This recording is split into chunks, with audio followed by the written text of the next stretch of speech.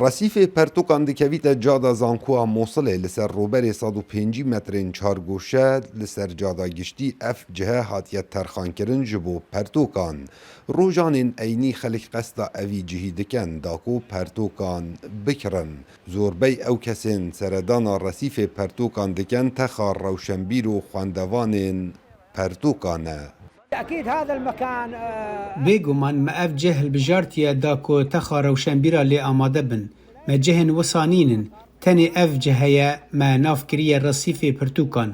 Ev cih wekû cada Mutenebbî li Bexdayê her wisa li Besra û Nasiriyê cihên wisa hene. Lê parêzgeha Neynewa me Resîfê Pirtûkan li cada Zankoyê vekiriye. المثقفين والفن التشكيل بداية تأسيس هر جي دەستپێکە دامەزراندنا رەسیف الکوتب ez seredan dikim min bi xwe sê pertûk li ser taxên kevnên Mosilê nivîsîne. لمدينة الموصل. هلبت پرتوک جوره و جورن لسر چه بابتکی تو بخوازی دل اوی جهیب دسته کویتن به بهای که گنجای دهنه فروتن جبرکو باجار موصل هر جکوین دا پرتوک خانه هبوی نو خلکی حزا خواندن هبویه.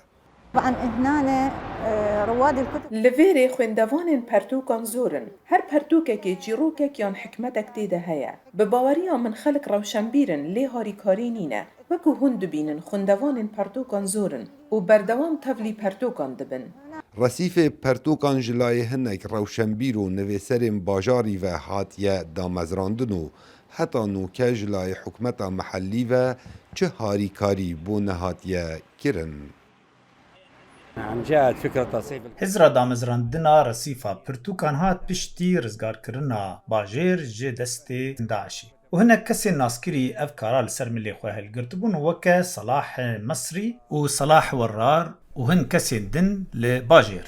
الدعم هاریکاریا معنوی بو او کسین اف جهه دا مزراندیا نینه. اگر هبوایا نها ویری تجی خلق ببا. اوین دکارن پرتوکان بخوینن. از هیویدارم ناما من بگهتا جهن پیوندی دار. لسالا 2017 دا و پشتی موصل هاتیه آزاد کرن جدستین چکدارین داعش رسیف پرتوکان یه هاتیه دامزراندن و وی دمی جهه که گلک ساده بو لی پشتی بورینا چند مهان جلای رکخراوکا نیف دولتی و رسیف پرتوکان هاتا نیجن کرن و جهن تایبت جبو فروتنا پرتوکان لی ترخان کرن. کاو عمردنگ امریکا موصل.